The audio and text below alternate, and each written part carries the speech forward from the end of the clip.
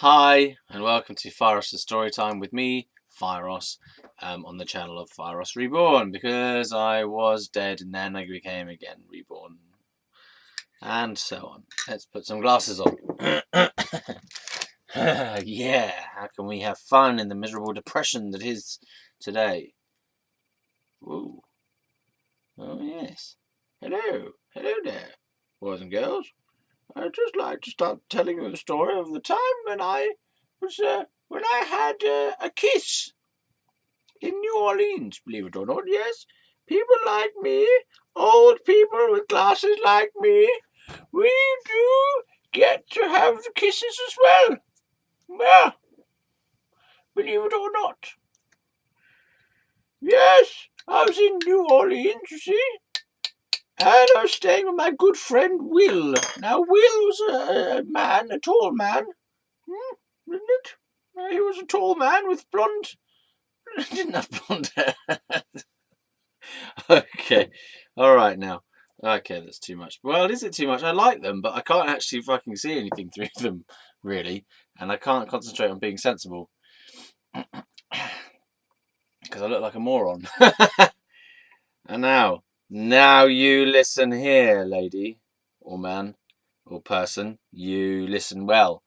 Listen ye. Okay, let's just. Right. So I was in New Orleans, right? We're carrying on. This is Fieros' story time. Did I tell you that? You should know already. It's in the title. Come on, boys and girls. Oh yeah. So I was in New Orleans, and I was staying with my good friend Will because I believed I had been kicked out of Mrs. Fuck's sake, Mrs. D. You know, I thought that the light was the camera. Then I was like looking at the camera, but it's not the camera. It's the light. This is the camera. I can't see anything. Ah, jeez. Yeah, so I was staying with my good friend Will in New Orleans for a night or two. I can't remember, maybe just one night. And I don't even know how I got there, to be honest. I have no idea how I got there. Did I get dropped off by Mrs. D's parents? Possibly. I don't know. Yeah. Or did I go with Will? Oh, it's tricky. Did I go with Will from New York? Because I remember sitting on the bus with him for ages, and he was telling me how he imagines blowing up cars with bazookas as he's going by, because it's just too boring to think of normal things. So yeah, so who knows and who cares? Right, I was staying with him, and he got me a bowl of chips. I don't know if I've already told you this story, but he got me a bowl of chips for free in his bar because he was a bartender man. Bartender man, won't you come and give me some chips for my meal tonight? I'd like some chips, free plate of chips, one plate of chips, yum yum plate of chips. He gave me a plate of chips to eat. I ate them and they were free. I've gone insane temporarily. Oh, even more than usual. Let's put double glasses on. Let's see if we've got other. I think there's a.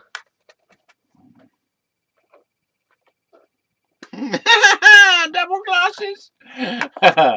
Yeah. Anyway. Oh gosh.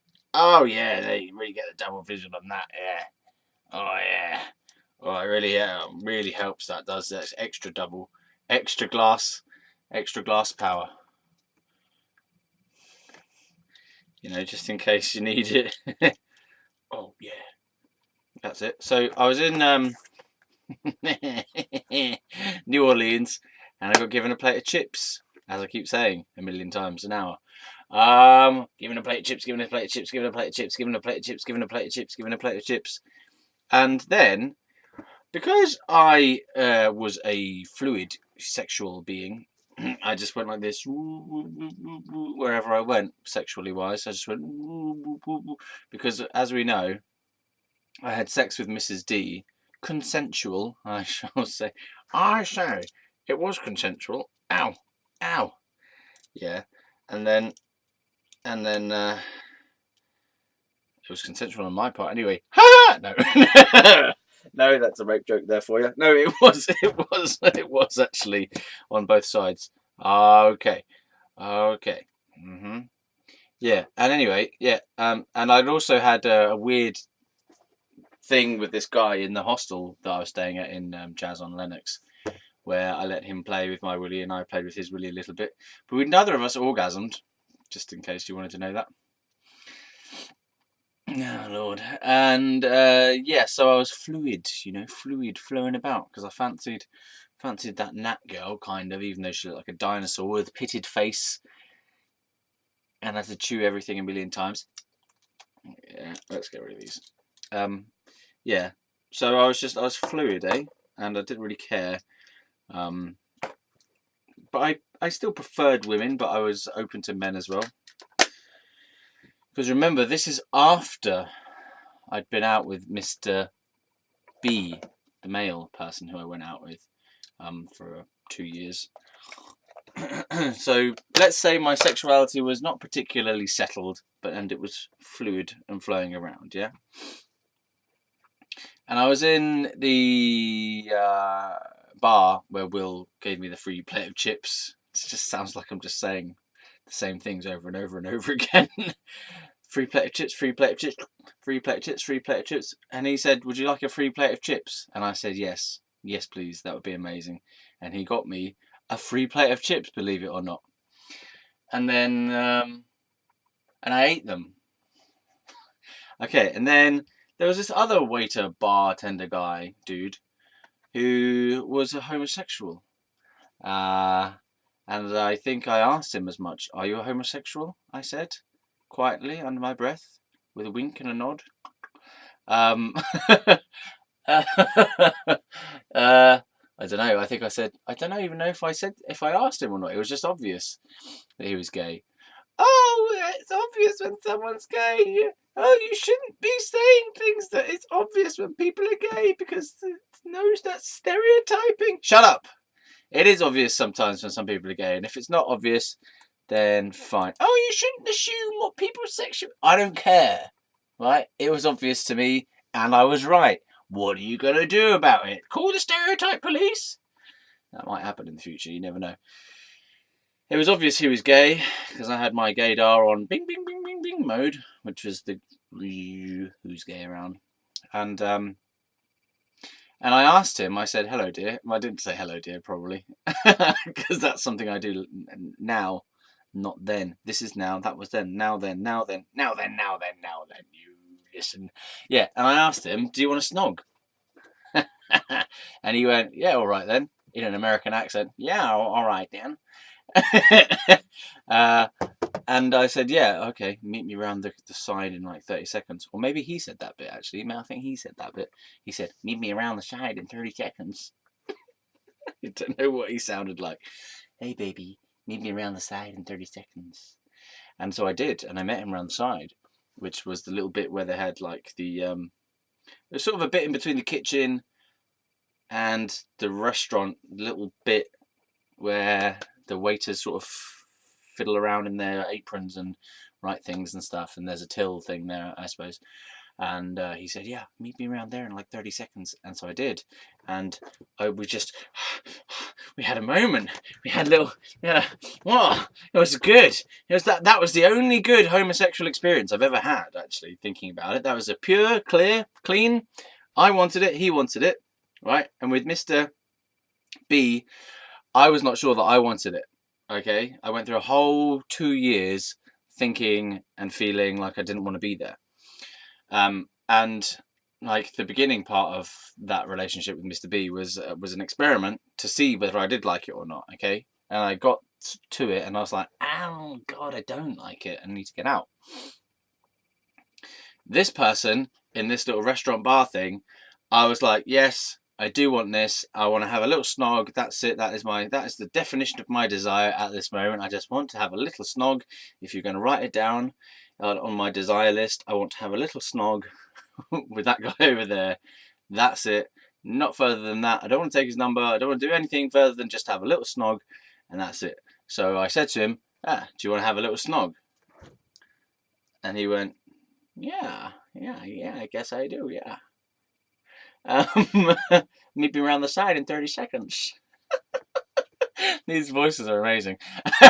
If I do say so myself. And I met him round the side in 30 seconds, and he was there, and we frisked each other. It was frisky. It was like, like one of those fucking kind of things, yeah? Like that. It's like that for like 30 seconds or less, 10 seconds or something. Yeah. It was so good. Oh, it was passionate. Oh, it was warm. It was tasty. It was fresh. And it was hot. And it was steamy. And it was gay. And there it was. And that was probably the best 10 seconds of my life. No, maybe it was. Maybe it was the most best 10 seconds of my whole entire life. And my life will never be the same again. My life will never be the same again. Never again. That might be true, though. That might actually be true. I might have lost all passion in life since that moment. When I was at university, one of these guys, I think his name was His name was Jamie. Hey, you see how that works? That's how you find names. If you wanna remember someone's name, just start making noises in that general direction, and you'll get it eventually. His name was His name was Shane. His name was Shane. No, his name was Jamie. His name was Jamie. Or Jason. Jamie. His name was Jamie. Hello, Jamie. Or Andrew. No, it was Jamie. What am I talking about? Where am I going with this story? There's a story here. And he said to me, my friend said to me, right? This is what he said to me. He said to me, my friend said to me. So Jamie said, my friend said to me, right? What if that you've already had the best moment or the best day or the best period of your life already, and it's just downhill from there on? What happens if, when you get to the end of your life, you realise that you have already had you had your best bit when you were like 10, and the rest of your life is terrible from that point on? And what happens if here and now in this conversation, this is what Jamie was saying, he said, what happens if here and now in this conversation we've already had our best day of our life and it's not ever going to get any better than that? Yeah. And I went, oh. That sucks. It's sobering thoughts. But you can't think like that for too long, because how could you think like that forever? It would just be too hard to maintain that same thought in your brain, isn't it? You can barely remember his name, let alone remember the thought. So maybe that 10-second kiss against a wall thing, it feels sort of like, something like out one of those movies where they have those passionate sex scene with the hands and the groping and the kissing, and you could have some like saucy, sordid, seedy music playing in the background, and a bit.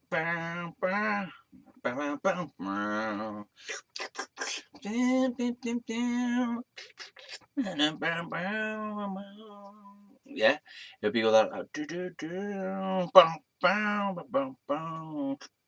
Yeah, and it'd be that, and it was all rubba dubba dubba, and it was very, very frisky. It was a great kiss. It was a marvelous kiss, and it was all tied in a neat little package with a little bow around it. Like, there's our 30-second kiss. Boom, boom, boom. Amazing. Thanks very much. I'm going to carry on eating my chips now.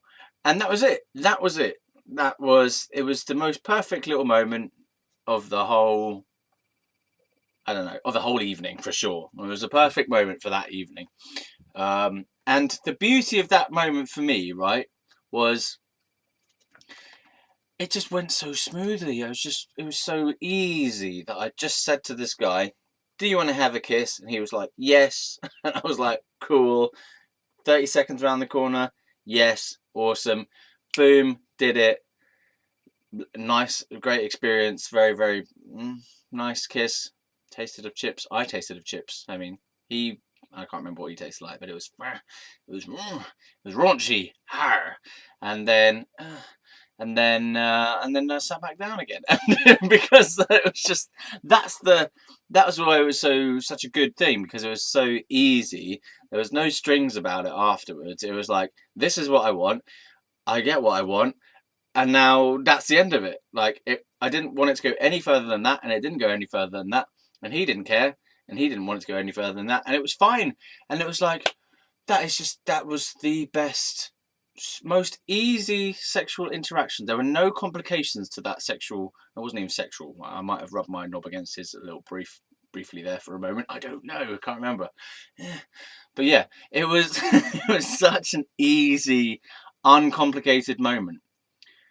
And it was the first one of that kind as well. I mean, I've had things like that later, but there's always a sense of complication with women. I think women tend to complicate things like straight away, and it's like you're already entering into complicated territory before anything even fucking happens.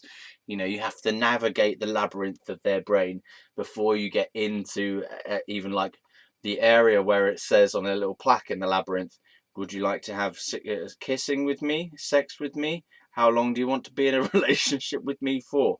You know, and the strings, they start tying onto you as soon as you enter the labyrinth with a woman. But this, and I'm not saying it's just women, okay, because that happened with Mr. B as well.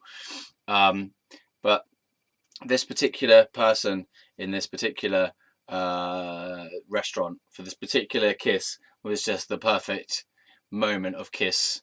I'm not going to say it's the perfect kiss, but for that evening, it fit the definition of what I wanted, and the fulfillment of it was right there, and bang, and it was amazing. And I've never had since then, I think, maybe, I don't know. Well, I've never had as memorable a moment. It was memorable for other reasons as well, because it was like so out of the ordinary to just say while you're eating a meal, do you want to have a kiss? Do you want to have a snog? I think I even said the word snog. Or tongue or something.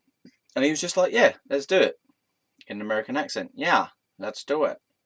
Yeah, let's do it. Yeah, let's do it. Yeah, let's do it. What was that? Yeah, so that was amazing. That was a good moment. And if you're going to take away any lessons from this whole story, it is... I don't know.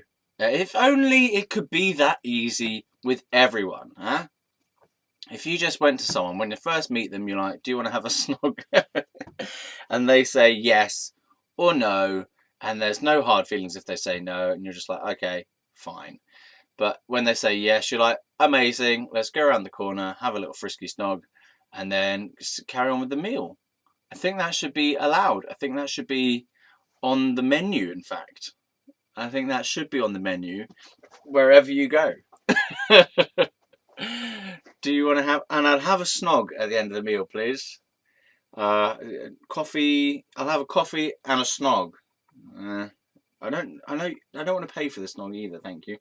Yeah, so that was good. So that was a nice moment, and I'm glad I mentioned that story, because again, I just want to reiterate the feeling of it was just so easy, so easy. So it was quick, easy. It was just so easy. And so honest, very honest as well. Just two people having a moment of pure honesty of kiss, and then there's just sit back down and eat crisps, not crisps, chips, potato crisps, potato wedges, no, potato frites, pomme de terre, frites, crisps, fries, my lord, fries. Yeah, so that was that. Ooh, it was good though. And I wasn't drunk. That's what diminishes some of the like kisses that I've had after that at clubs and stuff, because I'm always drunk. So it's never like it feels intense in the moment when you do it, but then you can't remember how intense it was because you're too fucking drunk. So like I've had kisses with girls in clubs, random snogs, and it's not gone anywhere, which was fine because I didn't want it to go anywhere. But I've always been too drunk, not like majorly drunk, but drunk enough to not remember how amazing it was. Or yeah, they've usually been quite good, those kisses. Yeah, so that was why it was also good in that restaurant scenario, because I was just open, honest, quick, easy, got what I wanted. It was nice. It was a pleasant, satisfying kiss experience, and I wasn't drunk, so I wasn't. I didn't even have any alcohol in me because I didn't drink alcohol at that time. I had one beer, I think, for the whole trip, because Mrs. D wanted me to, and that was the only way that we could have sex. I had a beer and she had a JD and Coke, and then we went and banged. Damn lesbians. She had to stop halfway through because she was having flashbacks to her previous boyfriend. Lesbians. Lesbians. What are they like, eh? What are they like? Alright, okay, I think we've done the kiss now.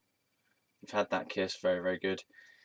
So I'm just trying to clear up little pockets of stuff in the America trip now. I feel like saying a little bit more about the Greyhound bus, but I don't know what else there is to say about it other than I sat there for ages and ages and ages, going from Baton Rouge to New York, and then from New York to Baton Rouge again, and then from...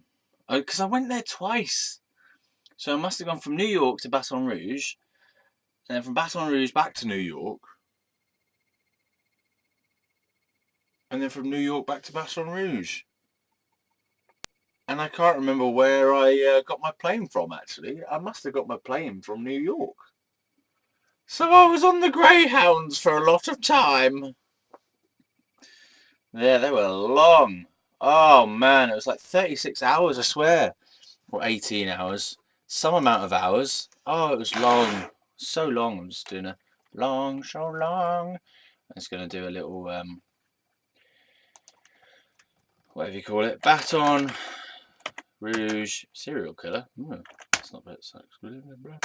To New York, bus, pardon me, bus times. 1 day and 10 hours, yeah. Fuck's sake. So, well, it was like 36 hours or 34 hours when I did it. So, it was long, man. Long time. And very difficult to sleep on there as well. So hard. You're like trying to sleep sitting up like this. And you have to stop and beg for food and stuff, whatever, isn't it? Because I was homeless. Oh, that was long. Long.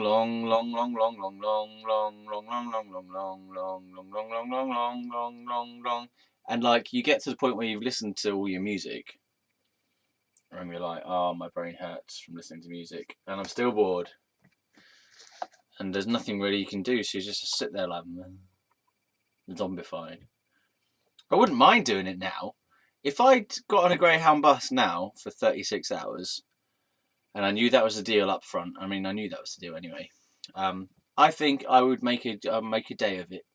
I'd make a day and a half of it. I'd just sit there and I'd plan the rest of my life in those 36 hours.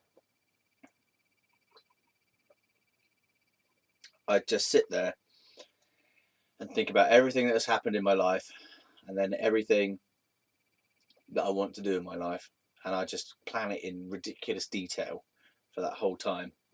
And then I'd go and do it when I got off the bus or train. Bus. Because what else is there to do?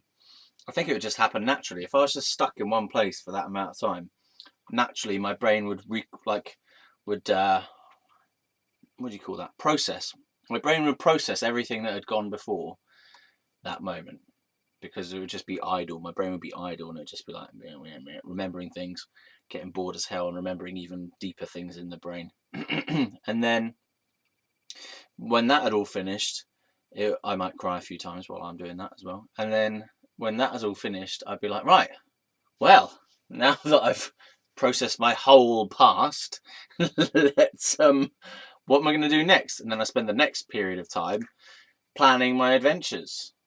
Yeah, I remember having one plan when I was waiting for the Greyhound bus thing. I was in like some terminal or other waiting for my bus in a long queue. We sat about like this for ages.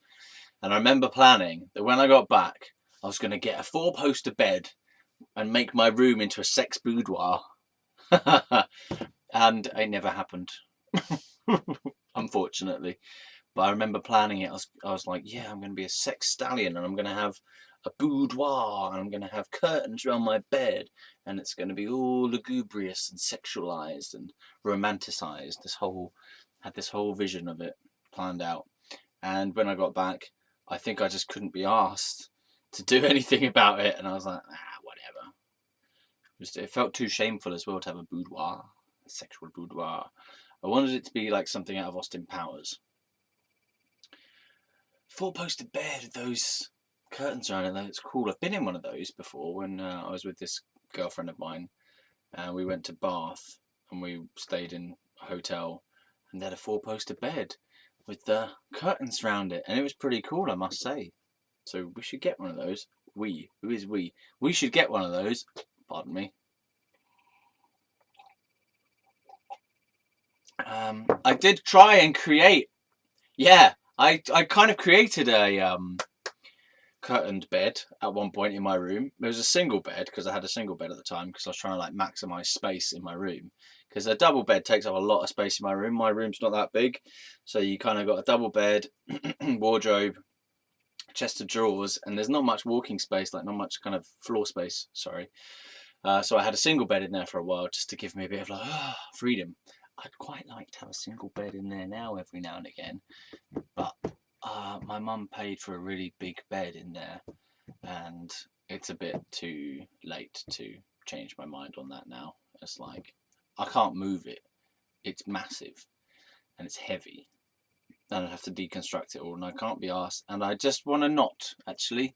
Even though I'd like to have a single bed in there so I can have the extra moving space, I'd rather live in a different house with a bigger room instead of having a single bed. Anyway, I made this curtained bit around my bed when I had a single one by like pinning these sheets up on the ceiling around my bed, and it was okay for a while. That was quite cool, and I did it because I wanted to have that feeling of being in a den. Pardon me, I'm farting a lot. Let's open that. Let's get some wind in here. Yeah, I wanted to have that feeling of kind of no one bugging me, like having a bit extra, even extra more privacy than just being in my room, and being in a den within a room, den within a room. Yeah. Okay. So let's have a little rest for the moment, because I feel like I'm sort of a bit too high, and I maybe need to sink down a little bit into this video.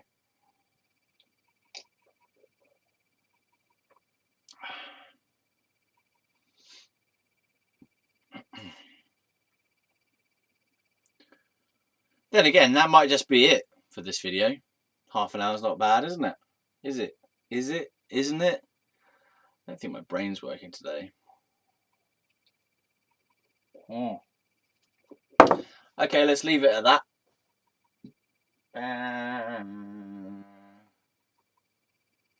That made me dizzy.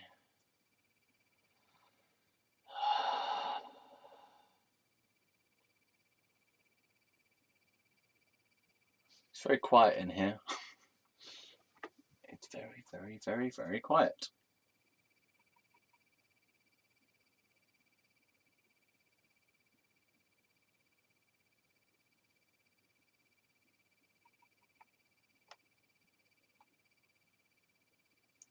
Okay, let's leave it then.